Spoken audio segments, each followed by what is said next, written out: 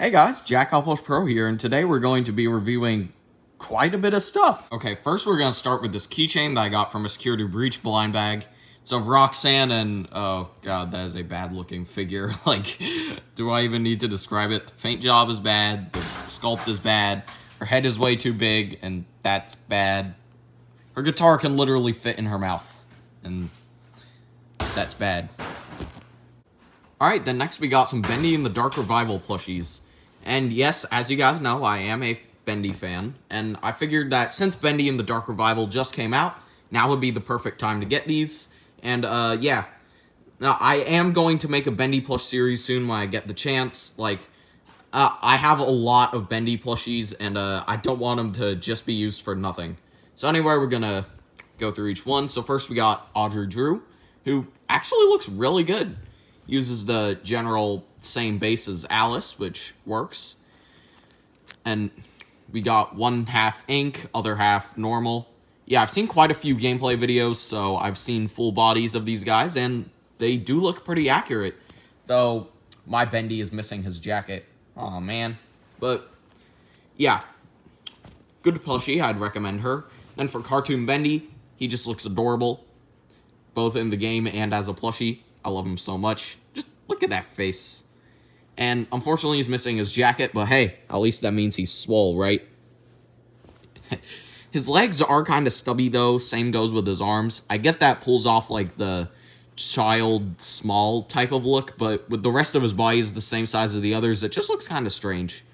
He is definitely my least favorite out of all the Bendy and the Dark Revival ones, but I still love him. All of these are really good. It's just that I like some better than others. And finally, we got Sammy Lawrence, who's my personal favorite out of all those. Probably because character.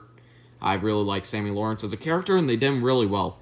Only thing I would say is that the gloves, they used a glove shape for his hands, which looks kind of strange, but other than that, he's pretty much perfect.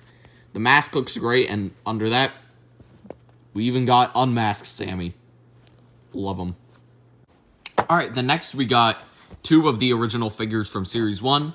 And I do have Freddy, Chica, and Golden Freddy coming in soon, but for now we got Bonnie and Foxy, who are really good characters. Definitely two great ones to start with, and I am getting the others soon, so don't worry. And I do get Springtrap's left leg and the head and body.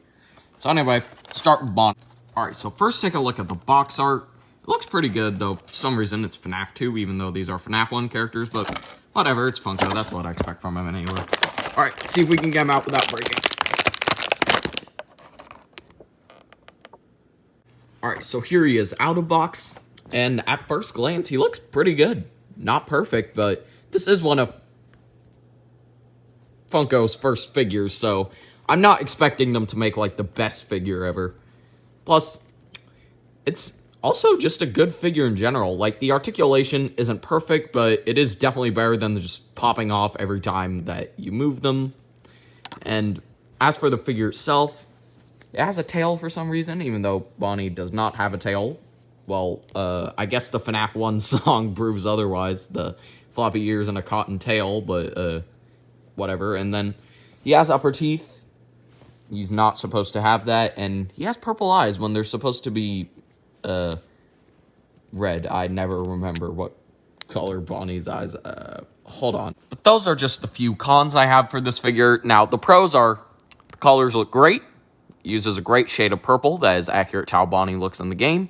And while it is a bit hard to get the guitar into the hands, the guitar itself looks fantastic. I do not know how they got away with it, because, you know, copyrighted guitar, but yeah, it looks great. Funko definitely outdid themselves, aside from a few things on this one. Alright, now next we got Fox. Oh, I actually got him out without breaking. Anyway, onto the figure itself. Foxy honestly just might be my favorite out of Wave 1.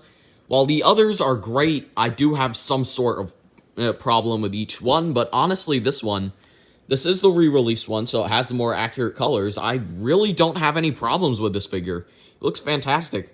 The pants and the tears look great. Again, the colors are really accurate. The sculpt is really good. I especially love the endo hand and the hook.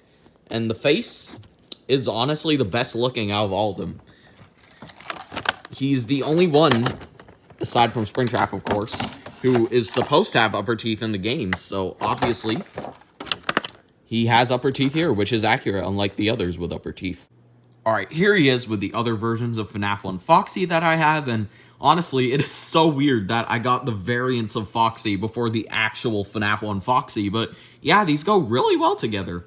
Like, they all contrast really well. Like, Foxy is the original man himself, Radioactive Foxy is the simple yet awesome variant of Foxy, and Captain Foxy is possibly the most pirate any Foxy can get.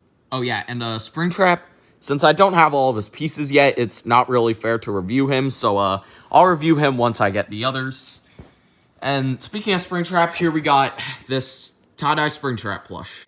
Now, I really don't care what the community thinks. I think this is one of the best ones from the tie-dye FNAF wave, and I'll even go as far to say it's the second best tie-dye FNAF plush.